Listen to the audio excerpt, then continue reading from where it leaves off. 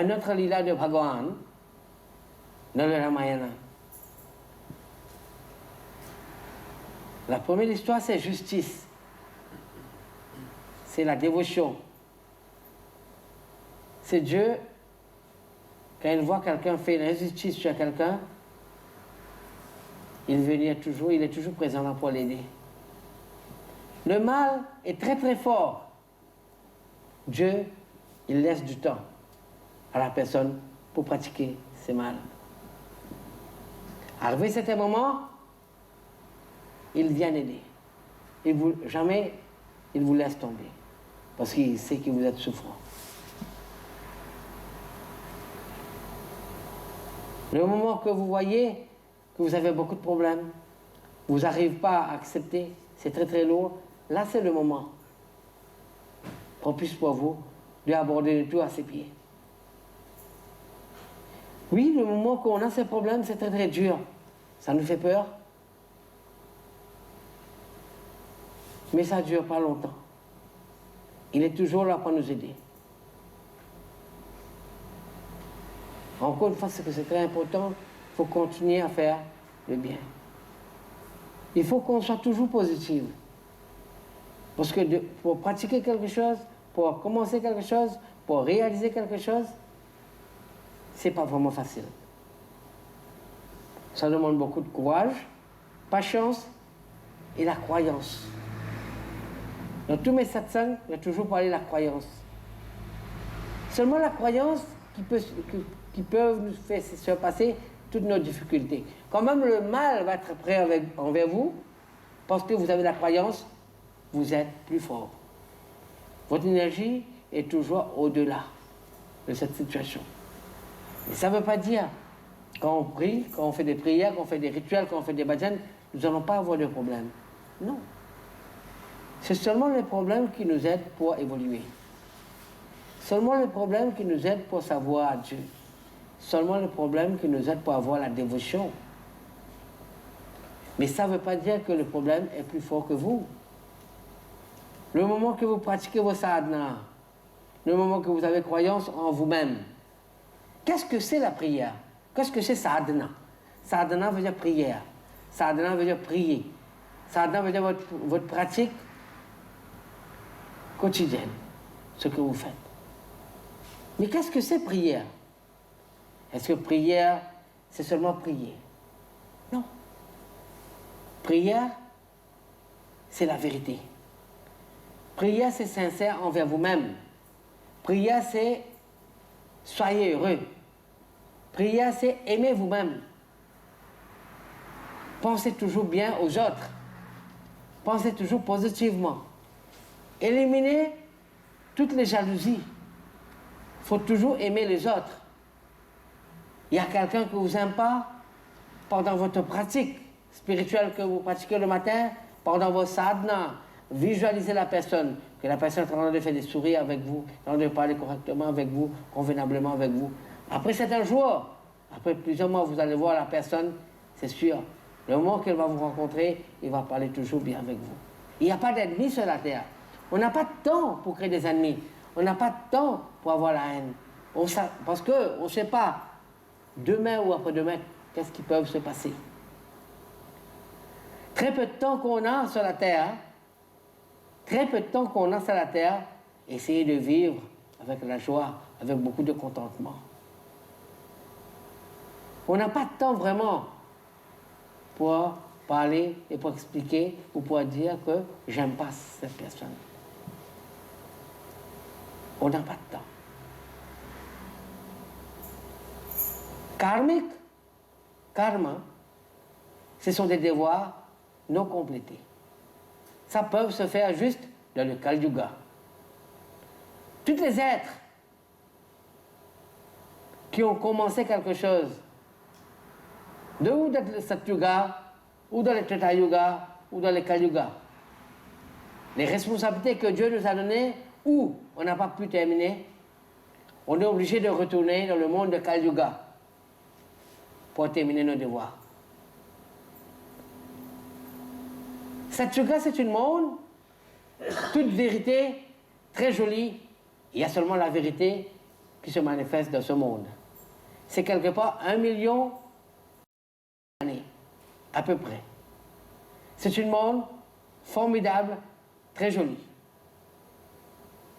Un autre monde qui vient encore, c'est le Treta Yuga, où Dieu s'incarne lui-même dans la forme d'un avatar pour venir nous expliquer les choses qu'on a oubliées, pour venir établir le Dharma, pour venir éliminer les énergies négatives, pour venir nous aider pour évoluer. La troisième forme, le Yuga, c'est le Dwapar Yuga. Encore une fois, l'avatar revient dans notre forme pour continuer sa mission sur la terre, pour éliminer, pour faire triompher la vérité. Parce que le Dwapar Yuga, il y a toujours le mal et la vérité, une lutte entre le mal et la vérité. Et beaucoup de fois, c'est le mal qui est plus fort. On est obligé d'être un avatar. Et en ce moment de ce yuga, Dieu s'incarne dans un avatar pour venir aider les trop peu de personnes qui sont en vérité. À tout prix, Dieu l'aide cette personne pour triompher, pour faire triompher la vérité. En sanskrit, la vérité, on dit Satyamev Jayate. Pour ça, quand vous allez partir en Inde, dans toutes les stations de la police, en Cour suprême, il y a toujours ce mot en hindi, Satyamev Jayate. Veut dire Satyamev veut dire la vérité. Jayate veut dire victoire. Il y a seulement victoire pour la vérité. Quand même, les avocats parlent beaucoup de mensonges. Mais ils ont eu le don pour parler mensonges. C'est le dharma et karma pour parler mensonges. C'est un talent de parler mensonges. C'est pas péché. Est-ce que c'est péché pour les avocats de parler mensonges? Allez, dis-moi. Un avocat, s'il parle mensonge, il fait la vérité devenir il fait mensonge devenir la vérité et il gagne l'affaire. Est-ce que c'est bien? C'est bien. Parce que c'est son travail. C'est son travail. On n'est pas dans le Satyuga. On est dans le Kali Yuga.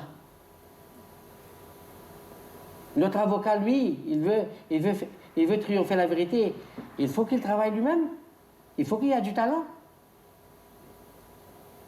Si la vérité, il y a du talent, il y a la croyance, c'est la vérité qu'il faut triompher. Dans les Bhagavad Gita, il explique dedans. J'ai expliqué à quelqu'un. J'ai déjà expliqué dans le satsang aussi. La fin de la guerre est arrivée. La fin de la guerre est approchée. Il y a seulement deux personnes, une personne qu'il faut détruire, Duryodhana. Duryodhana. Arjuna a déjà fait sa partie du travail. Yudhishthira a déjà fait sa partie du travail.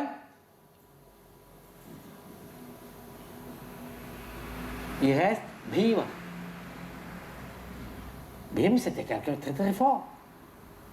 C'était Pandava, qui a eu la grâce quand même de Balama et Krishna.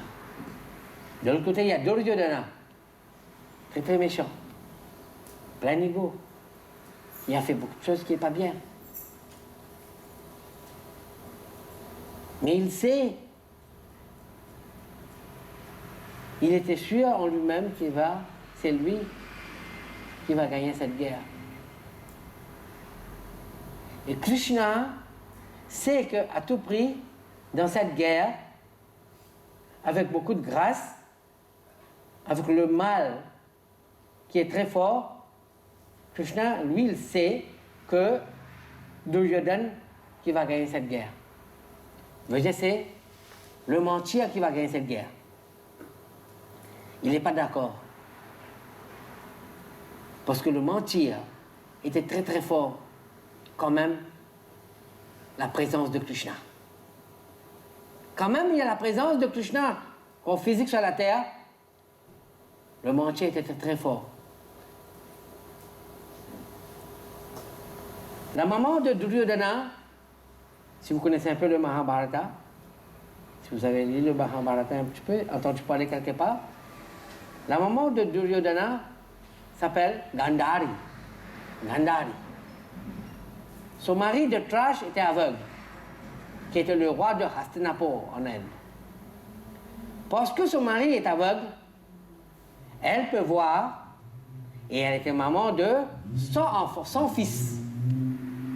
La grâce qu'elle a eue. Parce que son mari était aveugle, elle ne voulait pas voir les choses. Elle aussi, elle a pris un vêtement et a attaché ses yeux.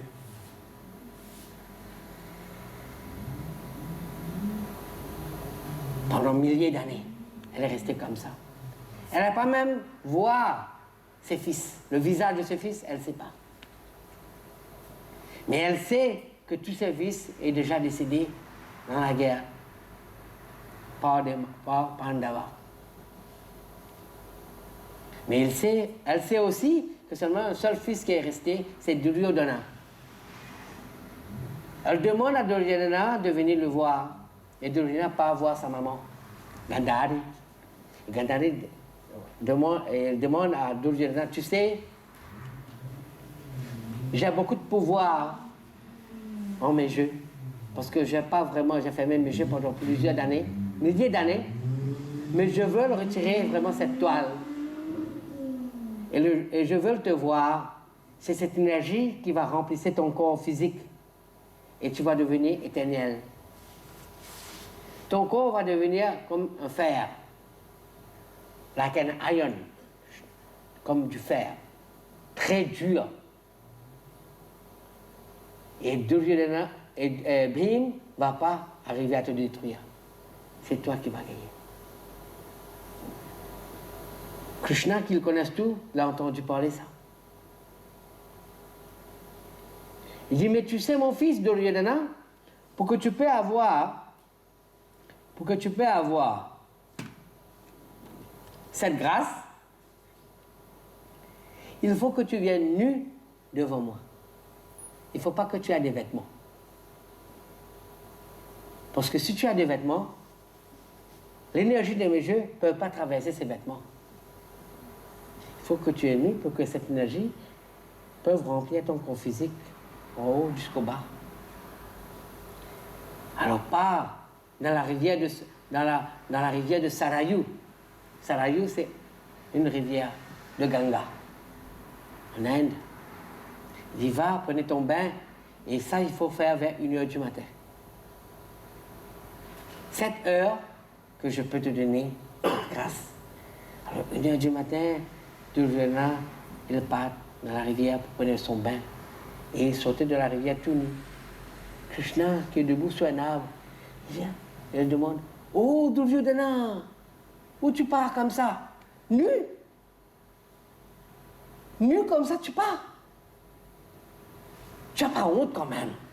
Tu n'es pas petit enfant maintenant. Tu es grand. Où est le respect? » Il dit, qu'est-ce qui se passe? Il dit, maman, Gandhari m'a dit de venir. Mais il n'a pas dit le reste. Qu'est-ce qui va se passer? Il dit, ma maman m'a dit de venir nu devant elle. Il dit, quand même, Duryodhana, les yeux de ta maman est resté fermé, est resté couvert avec une toile pendant milliers d'années. Comment elle va savoir quelle grandeur tu es? Elle pense que tu es encore petit. Oui, tu parles vrai. C'est pas vrai que tu parles comme ça quand même devant ma maman. J'ai en train de penser. Là, Krishna gère son lila. Il dit, ta mère qui a attaché ses yeux pendant milliers d'années, comment elle va savoir ta grandeur, ta longueur, ta grosseur? Elle pense toujours, mon enfant, Duryodhana, ma prince Duryodhana, mon enfant qui boit du lait tous les jours, mon Duryodhana. Mais maintenant tu es grand, tu es d'accord? Mais quand même, au moins moitié corps, tu peux partir. Alors, au moins au bas, avec le respect quand même de Duryodhana. Mets ton dhoti, mets ton lungi, couvre-toi avec un vêtement. Et Duryodhana dit, oui Keshav, merci beaucoup. Mais le reste en haut, tu peux laisser. Parce qu'il faut que ta maman aussi, quand elle ouvre vraiment les yeux, elle te voit grandir. Et le corps, vraiment, un corps d'homme. Tu vois? Mais la guerre qu'ils vont faire, la marche, vraiment, il faut pas, on n'a pas le droit d'utiliser quand même au bas. Dans cette guerre, la condition était là que pour frapper, pour tuer quelqu'un, il faut juste frapper sur le corps en haut, sur le stomac. Okay. Mais c'est sûr que le corps en haut qui va être purifié par la maman. Au bas, c'est pas purifié. Mais on ne peut pas dire, Krishna ne peut pas dire du Durjana quand même, mais le vêtement en haut et au bas, ça reste comme ça et vous partez. Il faut jouer quand même quelque chose. À tout prix, il faut que Durjana meure de cette guerre. Alors il a dit Durjana, ok, couvre-toi au bas et le reste, ça va être purifié. Et le moment qu'elle est partie devant Gandhari, devant sa maman, maman ouvre cette toile et il y a l'éclairage qui passe sur son corps. Et le moment qu'à la maman, elle voit son fils qui est moitié couvert, il dit, qu'est-ce que tu as fait mon fils? Je t'ai dit de venir quand même nu. Il dit, comment je peux venir devant toi nu, maman? Il dit, quand même, je suis ta mère. Je suis ta mère. Pourquoi avoir honte de ta mère? Mais la maman Gandhari, elle sait en avant que son fils va mourir parce que c'est le jeu de Krishna. Il dit, bon, mon fils, n'importe quelle façon, cette guerre que tu vas partir faire, dans cette guerre, le règlement, c'est là que Duryodhana n'avait pas le droit de te frapper au bas de ton corps. Cette guerre est finalisée que vous allez commencer cette guerre en frappant seulement sur le stomac, pas sur le pied, rien. Alors, quand même, en haut, c'est protégé. Au bas, quand même, c'est pas protégé, mais il n'avait pas le droit de te frapper à cette place. Et deux ont parti à la guerre. C'est le final. Le Krishna voit que c'est impossible pour Bhima de tuer Duryodhana. Parce que d'après le règlement, la personne ne peut pas frapper au pied. Il faut toujours frapper en haut pour tuer la personne.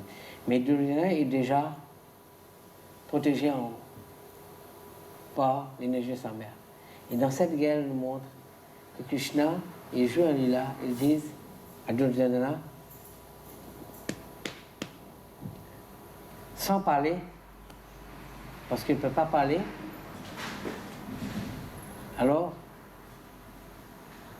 il fait comme ça à Bhim, il dit Bhim, l'heure est finie, maintenant c'est l'heure de terminer la guerre, alors commencez à frapper là. Et là, Bhim prenait sa marche et commençait à frapper Duryodhana sur ses jambes. Il cassait ses jambes en morceaux, les deux jambes, et il tombait sur la terre et il meurt. Ça, c'est la petite ligne. Dedans, qu'elle explique, il dit, Dieu Krishna nous donne une petite leçon dedans. Il y a beaucoup de choses qui c'est la vérité, mais si vous voyez une vérité peut détruire quelqu'un, peut apporter du mal à quelqu'un, c'est mieux que vous ne dites pas. Si vous voyez quelqu'un qui est malade chez vous, et c'est vraiment une vérité, c'est mieux que vous cachiez cette vérité. Et si cette vérité peut détruire la personne, peut apporter du mal à la personne, c'est mieux que vous gardez cette vérité, vous cachez cette vérité. Il y a beaucoup de fois, quelqu'un qui décide de la famille, on dit il ne faut pas dire, et l'autre personne dit mais c'est mensonge. Mais si on parle la vérité, la personne peut avoir un choc et peut mourir. Et là, dans ce cas, c'est mieux qu'on ne dise rien à la personne. Ça, c'est une chose que Dieu nous laisse faire.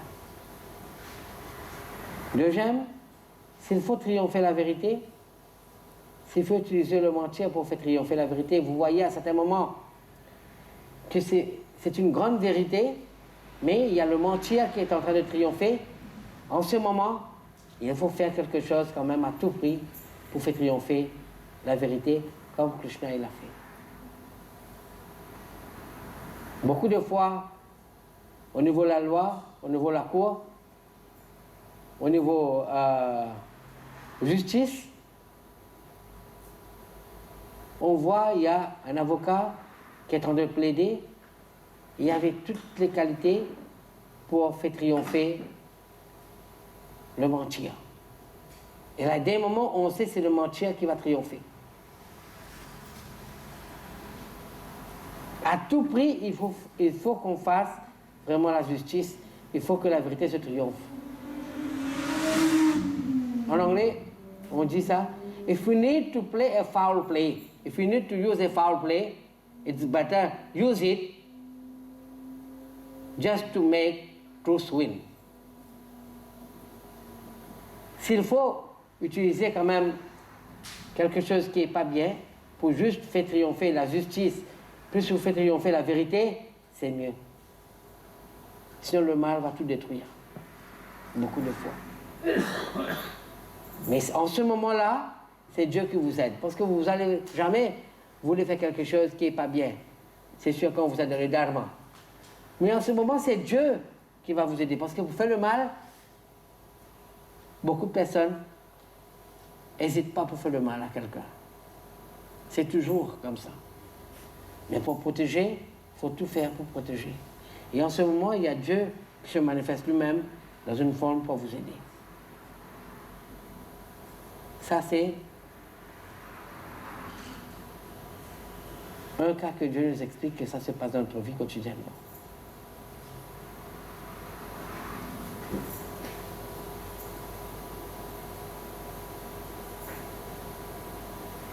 Troisième étape, c'est la dévotion.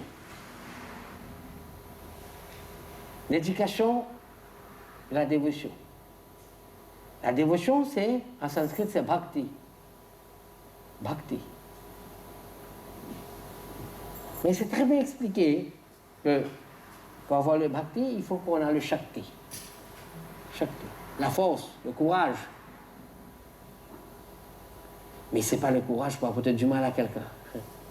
C'est le courage, la force pour faire quelque chose de bien. Parce que tout ce qui se passe sur cette terre et tout ce qui se passe à nous ou à vous, on peut expliquer c'est karmique. C'est une dette envers quelqu'un. Mais la vie ne t'amène pas d'ici. Il faut avoir le courage, la patience et l'amour pour continuer. Parce que Dieu, qui est dans la forme de grande lumière, il est toujours là pour nous protéger, pour nous donner. La croyance, il faut être là. Mais je ne vous parle pas de Dieu d'une forme religion. Je ne vous parle pas de Dieu d'une forme rituelle. Non. Dans le monde actuel.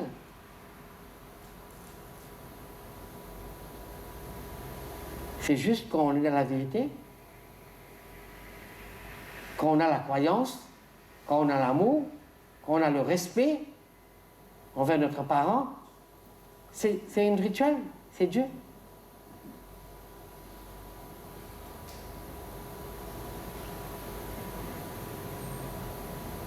Alors, le courage, la force, le shakti. Et là, ça nous aide pour avoir le bhakti, la dévotion. L'énergie de ces deux nous aide pour créer un chemin. Il y a un chemin qui se crée, qui se manifeste pour avoir la libération, pour avoir la réalisation, pour avoir le moksha. Alors c'est Shakti, Shakti, Bhakti, Yukti, Mukti. Shakti, Bhakti, Yukti, Mukti. Shakti, c'est la force. Bhakti, c'est l'amour.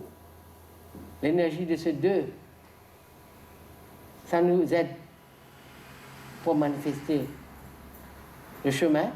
Et c'est ce chemin qu'on utilise pour avoir le moksha. Ces 4 étapes, ça se met en pratique dans le cardio, ce que vous êtes en train de faire actuellement. Mais c'est très fragile. Il faut savoir protéger. Et pour savoir protéger, il faut qu'on est très sûr, nous tous, en soi-même. Il faut qu'on est très sûr. Parce qu'on peut être influencé à n'importe quel moment.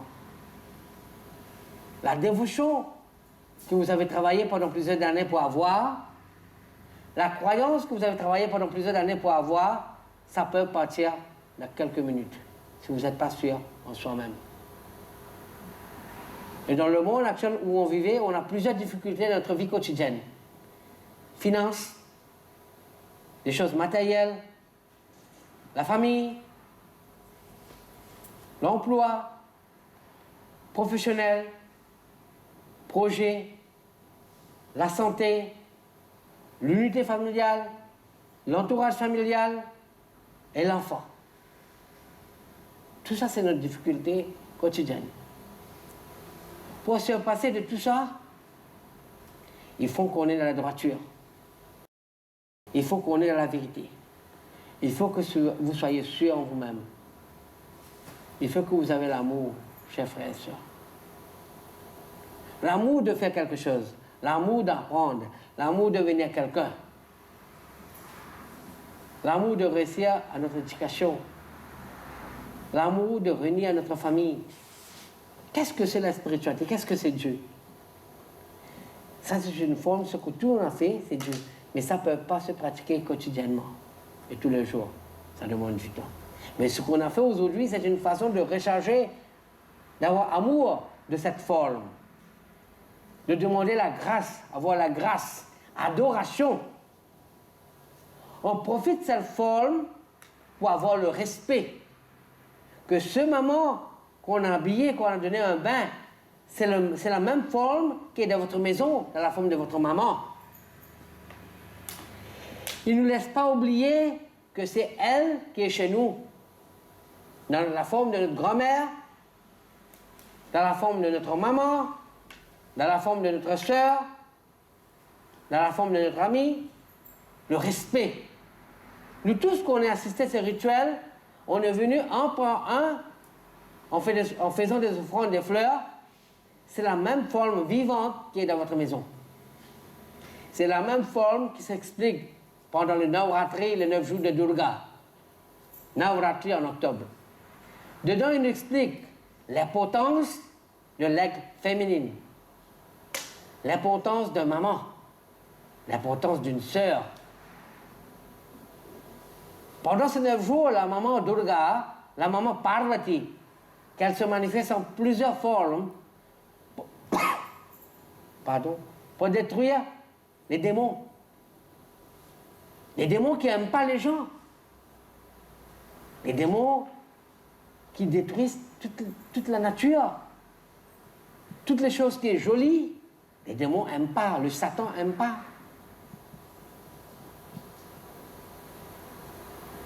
C'est juste la destruction et détruire tous les humains et tous les êtres sur la terre. Et en ce moment, Dieu lui-même, ils sont devenus très faibles devant tous ces satans. Et à la fin, le Dieu Brahma, le créateur, le destructeur, le préservateur, tous ont parti avec toutes les dévas demander l'aide à la maman Parvati, Shakti. Et ça n'a pas coûté quand même un jour. Milliers d'années pour détruire tous ces démons. Milliers d'années.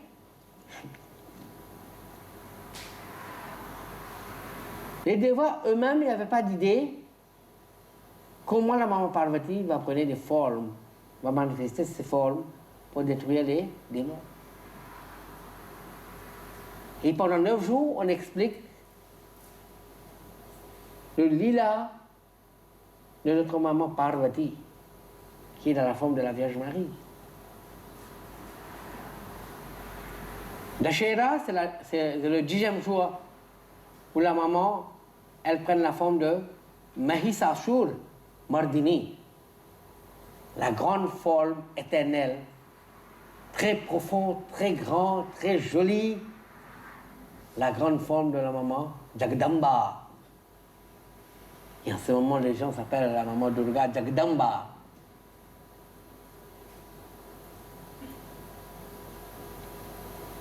La grande forme de la maman Jagdamba. Inexplicable. La beauté de ce maman. Plein de bijoux, des jolis vêtements, des lumières. Les devas ont commencé à chanter quand ils ont vu cette forme. Narada, le serviteur de Dieu, il a demandé plusieurs fois, il a fait des requêtes à maman. Oh maman Durga,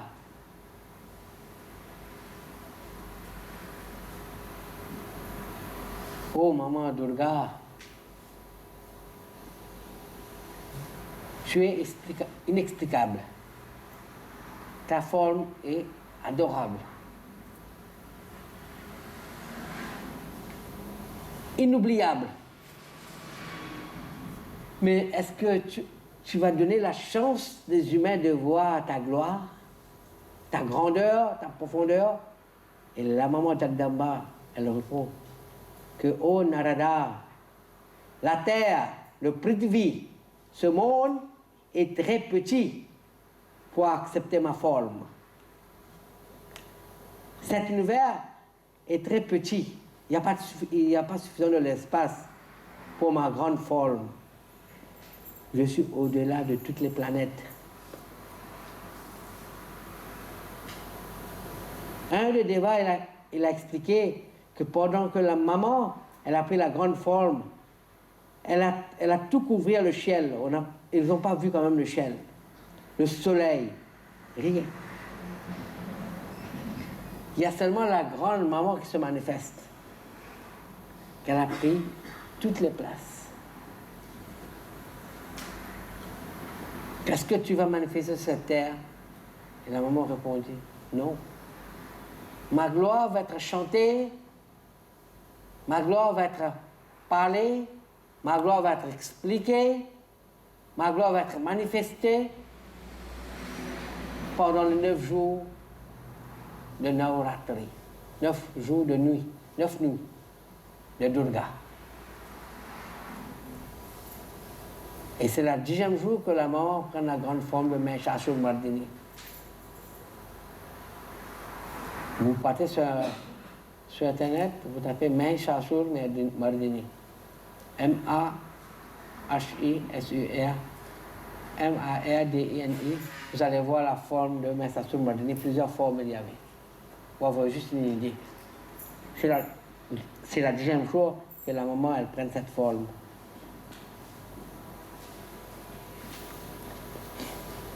Et la maman, elle répond que je promets que je vais venir manifester sur cette terre dans la forme des parents.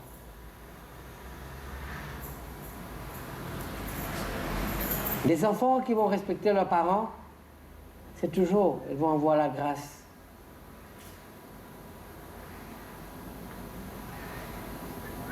Les enfants qui avaient leurs parents, des bons parents, vous avez vraiment la grande grâce d'avoir Dieu dans votre maison. Mais il faut aussi que les parents savent faire le devoir. Il faut que les parents savent parler envers leurs enfants.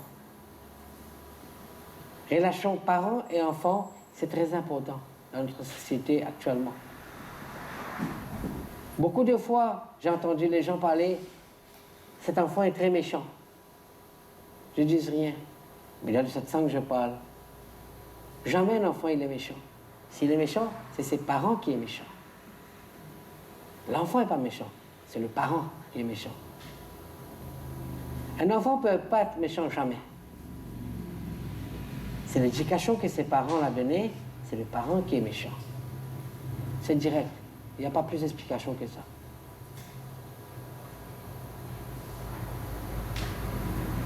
C'est les parents qui sont en charge. Qu'est-ce que vous pensiez qu'un enfant, qu'elle se manifeste sur la terre,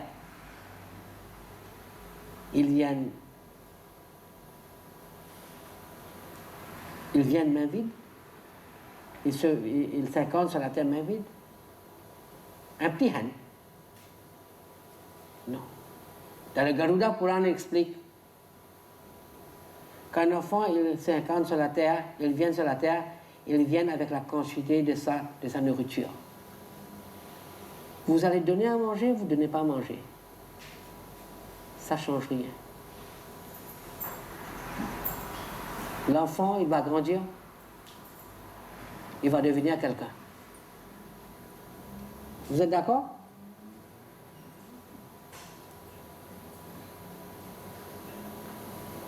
Si un enfant de petit, ses parents ne donnent rien à manger, il va grandir? Oui. Oui.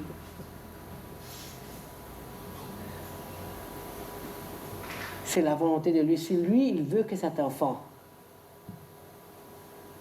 si lui, il veut que l'enfant va rester vivant sur la terre, quand même, vous jetez cet enfant dans la poubelle. Il va rester vivant. Il ne va pas mourir. 10 jours, un maman, il a mis son bébé 1 mois dans une poubelle, près d'une église fermée à Maurice. Près de cette église, c'est chaque 10 jours que le municipalité vient ramasser les déchets. Après 10 jours, ils ont vu un bébé d'1 mois vivant dans la poubelle.